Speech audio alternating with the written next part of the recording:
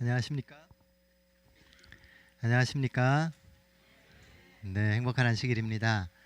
한 주 어떻게 보내셨습니까? 비가 워낙 많이 와가지고 바깥 활동도 어려우시고 또 생활하시는데 많은 어려움이 있으실 것이라고 생각이 듭니다. 이번 한 주는 비가 정말 많이 내렸습니다. 갑자기 내린 비로 인해서 피해가 없었는지 모르겠습니다. 이렇게 장마가 길어지면은요, 햇볕을 잘 못 보는 식물들에게는 매우 치명적입니다. 해가 있어야 세상 만물이 바르게 살 수 있고 자랄 수 있기 때문입니다. 제가 얼마 전에 병원 방문을 갔다가요, 너무나 이쁘게 피어있는 꽃을 보게 되었습니다. 전혀 시든 기색도 없이 너무나 활짝 펴져 있는 겁니다. 제가 어떻게 했을까요? 안타깝게도 사진을 찍은 게 아니라 가서 만져봤습니다. 왜냐하면 이것이 진짜 꽃인지 가짜 꽃인지를 확인하기 위해서요. 요즘은 조화가 너무 잘 나와서요, 만져보기 전에는 이게 생화인지 조화인지 구분이 안 됩니다. 자, 이 단상에 있는 이 양란은 진짜일까요? 가짜일까요? 네, 예배 끝나고 만져보시길 바랍니다. 인류의 기술의 발달과 함께요, 가짜를 만들어내는 기술도 발달하게 되었습니다. 정말 정신 차리고 확인을 해보지 않으면 가짜가 더 진짜 같은 세상을 우리는 살아가고 있습니다. 가짜는요, 엄청나게 편합니다. 어항에 있는 가짜 물고기는 생전 밥을 안 줘도 죽지 않습니다.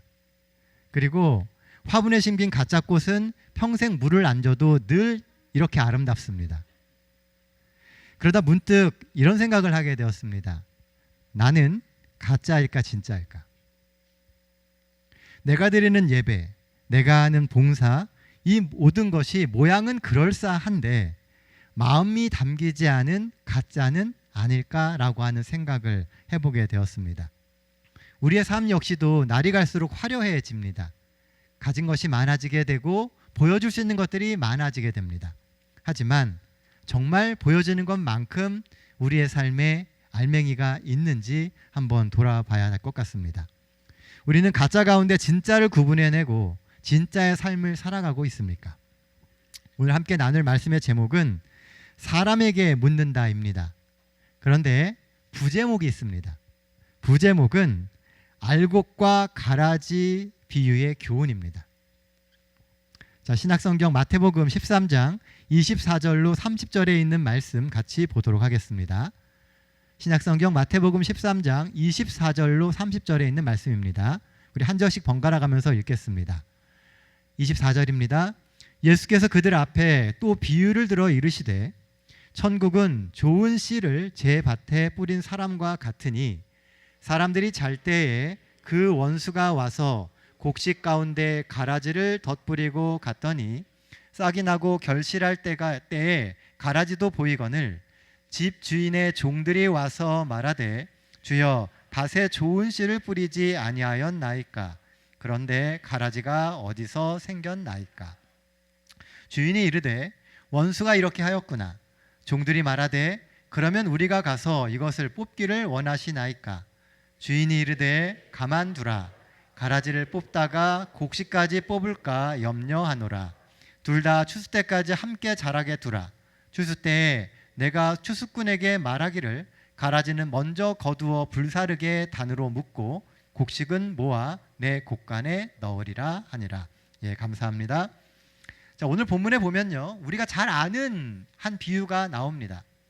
그리고 여기에는 약간 소심해 보이는 원수의 복수가 또 나옵니다. 어떤 복수입니까? 밭에다가 가라지 씨를 갖다 뿌리는 거예요. 어찌 보면 정말 별거 아닌 것처럼 보입니다. 하지만 사실 결과는 아주 치명적이고 많은 주의와 노력을 기울여야 하는 큰 일입니다. 오늘 본문의 이야기는 비유예요. 예수님께서 이야기하시기를 비유다라고 이야기를 하셨습니다. 게다가 예수님께서 36절부터 43절에 이 비유의 의미를 친히 풀어서 설명을 해주셔야 될 만큼 중요한 비유입니다. 한마디로 제자들이 꼭 알아야만 하는 아주 중요한 비유가 알곡과 가라지의 비유라고 하는 것입니다. 오늘 비유 속에 보면 각각의 의미들이 있어요. 예수님께서 이렇게 설명해 주셨습니다. 좋은 씨를 뿌리는 인자는 예수님이고 밭은 이 세상이라고 말씀하셨습니다. 또한 좋은 씨는 천국의 아들들, 곧 성도다라고 이야기하셨고요. 가라지는 악한 아들들이라고 표상된 사단의 영향력 안에 있는 사람들입니다. 또한 가라지를 심은 원수는 마귀다라고 이야기를 하셨어요. 이 비유의 의미와 상징하는 것은 너무나 명확합니다. 그래서 오해의 여지가 전혀 없어요. 그런데 여기서 특이한 게 한 가지가 있습니다. 그게 뭐냐 하면 일반적으로 성경에서 좋은 씨는 하나님의 말씀을 상징합니다. 그런데 오늘의 비유에서는 좋은 씨는 하나님을 믿는 성도들을 의미한다는 사실입니다. 우리는 좋은 씨입니까? 가라지입니까? 네, 우리는 좋은 씨입니다. 절대로 이것을 잊어서는 안 됩니다. 그러므로 우리는 우리 속에 있는 선함, 좋은 씨가 가져야 될 그 영향력의 결핍이 생기지 않도록 주의해야 합니다. 우리가 좋은 씨라는 것을 잊지 말아야 되고 우리가 가라지가 아니라는 것을 늘 잊지 말아야 합니다. 가라지는 사단이 뿌리는 것입니다. 하나님은 하나님의 사람들이 가라지처럼 망가지기를 원하지 않으십니다. 그러므로 우리가 주목해서 봐야 될 구절은 바로 24절 말씀이에요. 24절은 이렇게 이야기하고 있습니다. 예수께서 그들 앞에 또 비유를 들어 말씀하시되 이르시되 천국은 좋은 씨를 제 밭에 뿌린 사람과 같다라고 이야기합니다. 좋은 씨를 어디다가 뿌렸다고요? 자기 밭에다가 뿌렸습니다. 이 세상이 누구의 밭이라는 이야기입니까? 하나님의 밭이라는 이야기예요. 우리가 좋은 씨고 우리는 하나님이 하나님의 밭인 이 세상에 뿌린 하나님의 씨앗이라는 겁니다. 게다가 이 세상에 뿌려진 모든 씨앗이 하나님이 뿌리시고 관리하시는 씨앗이라는 사실입니다. 이는 땅과 그 안에 있는 모든 것이 하나님의 것이다 라고 하는 시편의 말씀처럼 땅에 거하는 우리 모두가 하나님의 사람이라고 하는 의미입니다. 우리는 종종 우리가 살고 있는 이 세상이 너무 악하기 때문에 이 세상이 하나님의 밭이라고 하는 것을 잊어버려요. 그리고 우리가 너무나 죄악된 삶에 익숙해지다 보니까 우리가 좋은 씨라고 하는 사실도 종종 의심합니다. 혹시 내가 가라지가 아닐까? 라는 생각을 한다는 거죠. 그래서 성경은 명확하게 이야기합니다. 우리는 좋은 씨앗이고 우리가 살고 있는 이 세상은 하나님이 관리하시는 하나님의 밭이라고 하는 겁니다. 종종 어떤 이들은 하나님이 세상을 만드신 다음에 이 세상에 대하여 아무런 관여나 관심을 기울이지 않으시는 것 같다라고 생각합니다. 특히 삶에 어려움이 있을 때 왜 하나님이 이런 어려운 상황을 그냥 두고 보시는가 의아한 경우도 있습니다. 마치 하나님이 안 계신 것처럼 하나님이 아무것도 안 하시는 것처럼 보여지고 생각할 수 있다는 것이죠. 그러나 본문은 분명하게 말합니다. 하나님은 우리를 자라게 하시고 열매 맺게 하기 위하여 세상에 사는 하나님의 사람들을 보호하고 가꾸신다고 말입니다. 세상은 아무도 돌보지 않는 버려지고 또는 돌보지 않는 쓸모없는 땅이 아니라 비록 악이 만연하다 할지라도 하나님의 손길에 의하여 가꾸어지고 있는 좋은 땅이라는 사실입니다. 사단이 아무리 판을 치고 가라지를 뿌리며 세상을 어지럽혀도 이 땅은 하나님의 관심과 사랑의 손길이 있는 하나님의 세상이라고 하는 것을 믿어야 합니다. 예언의 신 2권 248페이지 298페이지에 보면요, 이런 말씀이 있습니다. 곡식 가운데 자라나는 가라지는 특별한 주의를 끌기 마련이다. 곡식은 혹평을 받는다. 피상적인 관찰자나 흠잡기를 좋아하는 사람들의 눈에는 온 들판이 다 아무 가치 없는 것으로 간주될지도 모른다. 그는 씨를 뿌린 사람을 그의 악한 목적을 위해서 좋은 씨에다가 나쁜 씨를 섞어 뿌린 사람이라고 정죄한다. 그가 좋은 씨라고 한 것은 그의 악한 목적에 적합한 씨를 말하는 것이다. 사람들이 흔히 볼 때 세상은 수많은 가라지들로 인해서 좋지 않은 바처럼 보인다는 것입니다. 그리고 도리어 곡식 가운데에 있는 가라지가 더 돋보일 수 있다는 것입니다. 바로 이와 같이 그리스도를 따른다고 고백하면서 죄를 짓고 있는 외식하는 사람들이 하나님의 사업에 욕이 돌아오게 하고 세상 사람들의 마음에 그리스도의 진리에 대한 회의를 갖게 한다. 곡식 가운데 있는 가라지의 존재가 씨 뿌리는 사람의 일을 크게 거스리는 것과 같이 하나님 백성 가운데 있는 죄가 사단의 권세에서 타락한 사람을 구원해내어 황량한 마음밭에 선한 일의 열매를 풍성하게 하려는 예수님의 계획을 다소간에 헛되게 한다. 자, 이 밭에서 중요한 것은요, 알곡이지 가라지가 아닙니다. 그런데 사람들은 가라지를 주목해 본다는 거예요. 세상에 가라지가 너무 많다, 이러니 세상은 의미가 없다라고 이야기한다는 것이죠. 사단은 늘 좋은 씨 위에 가라지를 덧뿌립니다. 덧뿌린다라고 하는 것은요, 원래 뭔가가 있는데 그 위에다가 뭘 갖다가 덮는다는 것이죠. 좋은 씨가 잘 심겨져 있는데 그 위에다 가라지를 갖다 덮어서 마치 좋은 씨가 없는 것처럼 보이게 만든다는 겁니다. 뿐만 아니라 좋은 씨조차도 본인이 가라지인 것처럼 생각하게 만든다는 거예요. 이것은 그리스도인으로서 우리가 갖고 있는 복음의 순수성을 더럽히고 타협하게 만드는 것을 의미합니다. 그 가운데서 혼란스럽게 만들고 내가 알곡인지 가라지인지 모르게 만드는 겁니다. 그리고 어떤 모습이 알곡의 모습인지 또 어떤 모습이 가라지의 모습인지 그 판단 기준조차 헛갈리게 만드는 것이 사단의 목적입니다. 그래서 교회 안에도요, 수많은 가라지가 있는 것처럼 보입니다. 그리고 그 가라지들의 영향력 때문에 알곡이 없는 것처럼 보이게 만든다라고 하는 것이죠. 우리가 사는 세상을 한번 보십시오. 무엇이 진리인지, 무엇이 정말 지혜롭게 하나님의 백성으로 사는 것인지 혼란스럽지 않습니까? 뭐가 정말 옳은 건지 모르겠어요. 어떻게 사는 게 정말 잘 사는 건지 잘 모르겠다는 겁니다. 세상 사람들처럼 그렇게 살아야 되는 건지, 아니면 때때로 바보 취급을 받고 엉뚱한 이야기를 들으면서까지도 신앙인의 삶을 잘 지켜가는 것이 옳은 것인지, 오랜 시간 이 땅에 뿌려진 가라지의 영향력을 우리가 이미 받고 있기 때문입니다. 우리도 모르는 사이에요, 우리의 삶의 아주 깊숙한 곳까지 그 가라지의 영향력이 들어와 있습니다. 그래서 나도 모르는 사이에 나도 가라지의 성향을 배워가고 있다는 겁니다. 게다가 가라지는요, 우리가 긴장을 풀고 있는 평안한 시간, 언제라고요? 사람들이 잘 때 뿌려진다는 겁니다. 본문에 보면 원수가 가라지를 사람들이 잘 때 뿌렸다고 이야기합니다. 사실 사단은 사람들이 일하지 않고 경계하지도 않는 평화와 안식의 시간에 활동합니다. 가장 좋을 때, 경계하지 않는 그 시간에 사단은 조용히 와가지고 가라지를 뿌린다는 거예요. 처음에는 씨앗입니다. 아무것도 아니에요. 그런데 그걸 뿌려놓는 순간 그게 발단이 되어서 문제들을 자꾸 만들어서 내가 가지고 있는 알곡으로서의 그 정체성까지도 위협을 받게 만드는 것이 가라지라는 겁니다.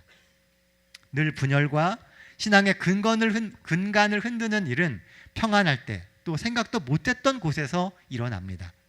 그래서 늘 영적으로 깨어있으라라고 하는 하나님의 말씀이 얼마나 중요한가를 다시 새삼 되뇌이게 됩니다. 영적으로 깨어있어야 돼요. 우리가 늘 하나님의 말씀으로 우리의 삶을 돌아봐야 되고 하나님의 말씀에 귀 기울이며 그리스도인으로 살아야 하는 것입니다. 잠언 24장 30절로 34절에 보면요, 이런 말씀이 있습니다.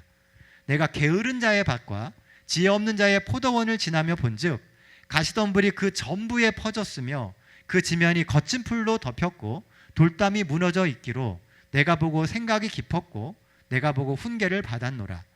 내가 좀 더 자자, 좀 더 졸자, 손을 모으고 좀 더 누워있자 하니 내 빈궁이 강도같이 오며 내 곰핍이 군사같이 이르리라. 잠언에 있는 이 말씀은 오늘날 우리가 처해 있는 영적인 상태를 아주 적나라하게 보여줍니다. 여기 보면요, 게으른 자의 밭과 지혜 없는 자의 포도원이라고 이야기를 해요. 우리가 게을러지고 있다는 거예요. 영적으로 우리의 삶을 다시금 개간을 하고 하나님의 말씀을 심고 하나님의 의지대로 살려고 하는 그것이 예전만 못해졌다는 겁니다. 그리고 뭐라고 얘기해요? 좀 더 자자, 좀 더 졸자, 좀 더 누워있자라고 한다는 거예요. 세상이 주는 그 평안함에 익숙해지려고 자꾸 노력하는 거예요. 그러다 보니 정작 우리가 가꿔야 할 가라지로서의 우리의 삶은 가꿔지지 않고, 알곡으로서의 삶은 가꿔지지 않고 가라지의 영향력 안에서 가라지처럼 바뀌어져 간다는 것입니다. 우리가 영적으로 졸면 가라지가 늘고 가졌다고 생각하는 그 구원이 어느새 우리의 손에서 멀어지게 되는 것입니다. 그러므로 중요한 것은 사단이 뿌리는 그 가라지의 영향력에 휘둘리지 않는 겁니다. 이미 뿌려진 가라지를 어떻게 하겠습니까? 우리의 힘으로는 그 가라지를 없앨 수 없어요. 그러니 그 가라지의 영향력을 조금이라도 적게 받을 수 있도록 늘 깨어서 기도하며 하나님의 도움을 구하는 삶을 살아야 합니다. 우리에게는 힘이 없어요. 이걸 빨리 인정해야 하나님께 도움을 구하고 하나님의 인도하심에 순종할 수 있게 되는 겁니다. 내가 조금 더 괜찮다고 생각하고 내게 능력이 있다고 생각하면 그만큼 하나님의 말씀에 순종하기보다는 내 의지를 따라가려고 하게 됩니다. 하나님 앞에 도움을 구하기보다는 내 능력으로 뭔가를 해결해 보려 하게 된다는 것이죠. 우리가 가라지를 뽑을 수 없음을 인정해야 합니다. 우리의 삶에 예수 그리스도가 없으면 절대로 이길 수 없는 싸움을 우리는 하고 있습니다. 그러니 이 한 주의 삶도 더욱 예수님을 붙들고 믿음으로 버텨내는 삶을 사시는 우리 수원 새하늘교회 모든 성도들 되시기를 간절히 바랍니다. 본문이 주는 두 번째 기별은요, 섣불리 판단하지 말고 기다리라는 겁니다. 28절 29절 말씀입니다. 종들이 말하되 그러면 우리가 가서 이것을 뽑기를 원하시나이까? 주인이 이르되 가만두라. 가라지를 뽑다가 곡식까지 뽑을까 염려하노라. 여기 보면요, 하나님의 종들은 밭에 있는 가라지를 당장 뽑고 싶은 열정에 사로잡혀 있습니다. 우리가요, 하나님의 일을 하다 보면은 이런 열정에 휩쓸립니다. 정말 열심히 하려고 그래요. 잘하려고 합니다. 당장 이것을 뽑아내야 모든 것이 바로잡힐 거라고 생각합니다. 그러나 예수님의 생각은 조금 다릅니다. 이러한 성급함과 경솔함은 추수의 때를 알지 못하는 데서 오는 영적 우둔함이에요. 마지막 때가 온다는 거죠. 그리고 뽑아내는 것만이 능사가 아니다라고 이야기를 하십니다. 우리 눈에 가라지처럼 보여도 그가 알곡일 수 있는 겁니다. 우리의 눈으로 구분하지 못하는 많은 알곡들이 우리 주변에 있다는 거예요. 지금 보이는 모습은 마치 가라지처럼 보일 수 있습니다. 그런데 사실은 알곡일 수 있다는 거예요. 뿐만 아니라 지금은 알곡처럼 보이지만 가라지의 영향력을 갖고 있는 사람일 수도 있다는 거예요. 추수 때가 돼야 무엇이 알곡이고 무엇이 가라지인지가 드러나게 되는 겁니다. 이것은 악을 그대로 방치하거나 악을 용납하겠다는 의미가 아니에요. 도리어 곡식 그 하나하나에 대한 애정과 염려 때문에 악을 멸하지 않고 기다리시는 겁니다. 얼마나 노심초사하며 그 알곡을 지키실까요? 저는 이 본문의 말씀을 이렇게 묵상을 하면서요, 이 부분에서 곡식을 확실히 지켜낼 수 있다는 하나님의 확신이 느껴졌습니다. 가라지를 냅둬도 하나님은 알곡을 잃어버리지 않을 수 있다라고 하는 자신감이 여기 있다는 거예요. 그러니까 가라지 그냥 두라는 겁니다. 내가 늘 돌보고 늘 지켜볼 것이기 때문에 알곡을 잃어버리지 않는다는 거예요. 그러니 섣불리 손대지 말고 하나님께 모든 것을 맡기고 기다리라는 겁니다. 여러분들은 어떠십니까? 여기서 이런 자신감, 하나님의 마음이 느껴지십니까? 우리를 구원하시겠다라고 하는 하나님의 구원의 약속을 우리가 꼭 믿게 되기를 간절히 바랍니다. 실제로 여러 문헌들을 보면은요, 추수 때까지 가라지를 뽑지 말고 그냥 두라는 말씀이 많은 곳에 적용되는 것을 보게 됩니다. 특히 초대교회 당시에는요, 많은 논란이 되었었습니다. 초대교회는 이 로마 제국의 여러 황제들로부터 엄청난 박해를 받았었습니다. 그러다 보니 수많은 순교자와 또한 배교자가 나오게 되었어요.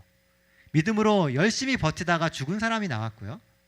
그 수많은 박해에 자신의 신앙을 포기했던 그런 배교자들도 많이 나왔었습니다.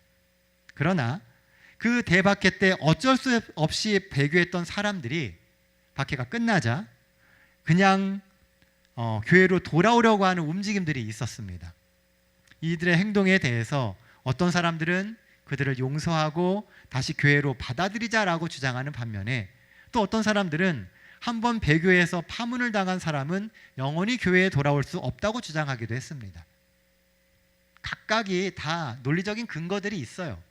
그런데요, 이런 갈등이 점점 심화되게 되자 당시 교회의 영적 지도자였던 어거스틴이 이런 말을 했습니다. 교회는 완전히 순수하고 깨끗한 사람만이 모여있는 완벽한 곳이 아닙니다. 그렇기 때문에 순수하지 못한 자들을 함부로 제거해서 교회가 분리되어서는 안 됩니다라고 이야기를 했습니다. 우리가 볼 때 교회는 순결해야 됩니다. 그렇죠? 순수해야 되고 순결해야 돼요. 그런데 이 교회가 완벽한 곳이 아니다라고 하는 것도 인정해야 된다는 겁니다. 예수님도 이야기하셨어요. 의원이 필요한 사람은 병자입니다. 아프지 않은 사람에게 의원은 필요하지 않아요. 아프기 때문에 의사가 필요한 겁니다. 그렇죠? 우리가 영적으로 병들고 부족함이 있기 때문에 예수님이 필요한 것이고, 교회는 그렇게 예수님을 필요하는 사람들이 모이는 곳입니다. 교회는 예수 그리스도에 대한 신앙 고백을 토대로 세워진 거룩한 기관입니다. 그러나 세상에 있는 교회는 절대로 완전한 천국의 상태를 가지고 있지 않습니다. 지속적인 영적 싸움을 해야 하고 수많은 시험과 갈등을 극복해야만 합니다. 그러다 보니 교회에는 세상 끝날까지 늘 알곡과 가라지, 의인과 악인이 공존하는 상태로 존속할 수밖에 없습니다. 사실 성경은요, 처음부터 끝까지 믿는 사람들 가운데에 있는 두 종류의 신앙을 계속 대조를 합니다. 같은 믿음의 가정 안에서 살았지만 가인과 아벨이 나왔고, 이삭과 이스마엘이 나왔고요, 야곱과 에서가 존재했습니다. 또한 이들은 모두 다 장자권 싸움을 해요. 누가 이 가정에서 가장 영향력을 가질 것이냐에 대해서 늘 싸웁니다. 이것은 교회 안에서 벌어지는 알곡과 가라지의 영적 싸움의 모형이기도 합니다. 그런데 재밌는 것은요, 아내도 두 종류라는 겁니다. 예언에서 여자는 교회를 상징하죠. 아브라함에게도 두 아내가 있었어요. 사라와 하갈. 야곱에게도 두 아내가 있었습니다. 레아와 라헬. 이렇게 둘을 늘 비교를 해요. 교회의 색깔도요, 전혀 달라질 수 있습니다. 우리가 어떤 교회가 될 수 있을 것이냐에 대해서도 언제든지 바뀔 수 있다는 거예요. 왜냐하면 교회 안에는 알곡과 가라지가 늘 함께 공존하기 때문입니다. 그런데 예수님의 비유에서 재밌는 것은요, 알곡과 가라지, 양과 염소, 슬기로운 처녀와 미련한 다섯 처녀, 이 이야기처럼 끝까지 가야지만 누가 옳고 누가 그른지를 알 수 있다는 겁니다. 끝까지 가기 전까지는 누가 슬기로운 처녀인지 누가 미련한 처녀인지 알 수 없어요. 누가 알곡인지 누가 가라지인지 알 수 없습니다. 그러니 절대 우리는 서로를 섣불리 판단해서는 안 됩니다. 그러므로 때가 이르기 전 곧 주께서 오시기까지 아무것도 판단하지 말라. 그가 어두움에 감추인 것들을 드러내고 마음의 뜻을 나타내시리니 그때에 각 사람에게 하나님으로부터 칭찬이 있으리라. 뭐 하지 말라고요? 판단하지 말라라고 이야기합니다. 심판은 우리가 하는 게 아니라 하나님이 하시는 거예요. 판단은 하나님이 하는 겁니다. 우리가 누군가를 판단할 수 없어요. 그러니 우리는 현재의 삶 속에서 알곡의 삶을 지키기 위해서 하나님을 바라보며 고뇌하는 삶이 필요합니다. 남을 평가하고 판단하는 게 우리의 역할이 아니고요, 내 삶을 돌아보며 내가 그리스도 안에서 좋은 알곡의 삶을 유지하려고 하는 게 오늘 우리가 살아가야 할 삶의 모습이 되어야 한다는 겁니다. 또한 우리가 절대로 잊지 말아야 할 것은요, 지금은 심판의 때가 아니라 은혜의 때라는 겁니다. 우리는 지금 은혜의 시기에 살고 있어요. 은혜의 시기에 살고 있다라고 하는 것은 하나님이 오늘 우리에게 은혜를 부어주시는 시간이라는 겁니다. 옳고 그름을 판단하며 결정하는 시간이 아니라 하나님의 은혜로 우리의 삶을 바로잡아야 될 시간이 지금이라는 것이죠. 여전히 우리는 잘하는 중이고 여전히 우리에게는 알곡이 될 수 있는 가능성이 있습니다. 누구나 다 알곡이 될 수 있어요. 세상에 그 어느 누구도 포기하면 안 됩니다. 모든 것은 때가 있습니다. 기초가 튼튼하게 세워져야 그 모든 어려움을 이겨내고 든든히 설 수 있게 되는 겁니다. 작년에요, 제가 이가 좀 안 좋아서 치과에 간 적이 있습니다. 자꾸 잇몸이 붓고 피가 나는 거예요. 그래서 치과를 갔더니만 의사 선생님의 진단 결과는 잇몸 뼈가 녹아내려서 임플란트를 해야 된다는 겁니다. 저는 그렇게 심각할지 몰랐어요. 그냥 잇몸이 붓는 건데, 그래서 이걸 좀 치료를 받으려고 갔는데 의사 선생님의 진단 결과는 잇몸 뼈가 내려앉았다는 겁니다. 그래서 임플란트를 해야 된다는 거예요. 뽑고. 이는 있는데 그걸 뽑아야 된다는 거예요. 처음에 이해가 잘 안 됐습니다. 그런데 설명을 쭉 듣고 보니까 겉으로 보이는 이가 있는 게 중요한 게 아니에요. 이게 결국은 옆에 있는 이까지 다 망가뜨리는 겁니다. 그래서 결국 임플란트를 하기로 했습니다. 그런데 문제는요, 임플란트를 해야 되는데 잇몸 뼈가 얇아서 뼈 이식을 해서 보강공사를 해야만 한다는 겁니다. 그냥 뼈가 이렇게 있으면 괜찮은데 이게 하도 내려앉아가지고 보강공사를 해야 된다는 거예요. 아마 여러분들도 비슷한 경험도 있으실 거예요. 그래서 뼈 이식을 해가지고 몇 달 동안의 보강공사를 했습니다. 그리고 나서 임플란트를 했습니다. 이처럼 작은 이 하나를 심는데도요, 지지대가 필요합니다. 기초가 튼튼하지 않으면 이 하나도 심을 수가 없어요. 그냥 구멍 내고 박으면 될 것 같은데 그렇지가 않다는 겁니다. 오늘 우리의 믿음은 하물며 어떨까요? 우리의 영성을 지켜주는 것은 오늘 하루하루 쌓아 올린 하나님에 대한 이해와 신뢰입니다. 그 이해와 신뢰가 꾸준히 쌓여 있지 못하면 우리의 구원을 그 위에 쌓을 수가 없어요. 우리의 믿음도 똑같습니다. 알곡이 된다라고 하는 것은 하나님에 대한 이해가 있다는 것이고 하나님에 대한 확신이 있다는 거예요. 그 확신은 어느 순간 확 생기는 게 아니에요. 매일 매순간 조금씩 쌓아가면서 든든한 믿음의 기초를 갖는 것입니다. 옛말에 선무당이 사람을 잡는다라는 말이 있습니다. 선무당이 사람을 잡아요. 이 설었다라고 하는 것은 익지 않았다는 뜻이죠. 어쩌면 우리의 신앙이 아직 설이 걷기 때문에 여전히 가라지의 유혹에 흔들리는 것일지도 모릅니다. 우리가 완전한 신앙인이 아니에요. 우리는 여전히 선 그리스도인입니다. 우리 모두는 구원이 필요한 설익은 그리스도인이라는 것을 잊지 마십시오. 그리고 어떻게 해서든지 주 안에서 함께 우리가 구원을 얻을 수 있도록 서로가 서로를 세워주며 끝까지 가라지의 유혹을 잘 버텨내는 우리 모두가 되기를 간절히 소원합니다. 사단이 끊임없이 우리를 허물어뜨리려고 여러 가지 방법으로 우리의 삶을 흔들 겁니다. 여러 가지 시험들이 있을 거예요. 그럴 때마다 하나님 앞에 더 굳게 서기 위하여 예수님을 더 굳게 붙잡으시는 우리 모든 성도님들 되시기를 간절히 바랍니다. 이제 말씀 정리하도록 하겠습니다. 알곡과 가라지가 주는 교훈, 첫 번째는 우리는 여전히 하나님의 밭에 살고 있다는 거예요. 이 세상은 하나님의 영향력 안에 있습니다. 비록 사단이 가라지를 뿌려서 혼란스럽게 하고 우리 성도들의 영적 성장을 방해하지만 우리가 살아가는 세상의 참 주인은 하나님이시고 우리는 매 순간 하나님의 보살핌과 은혜 가운데서 살아가고 있다는 것을 잊지 마시길 바랍니다. 그리고 우리는 하나님이 귀히 아끼시는 좋은 씨들입니다. 늘 자부심을 갖고 예수 그리스도를 힘입어 하나님 안에서 믿음의 성장에 전념하시는 우리 모두가 되어야겠습니다. 알곡과 가라지 비유가 주는 교훈 두 번째는 섣불리 판단하지 말고 기다리라는 겁니다. 남에 대해서도 나에 대해서도 섣불리 판단하지 말아야 됩니다. 우리는 여전히 은혜의 시간에 살고 있고 누구나 다 알곡이 될 기회가 있습니다.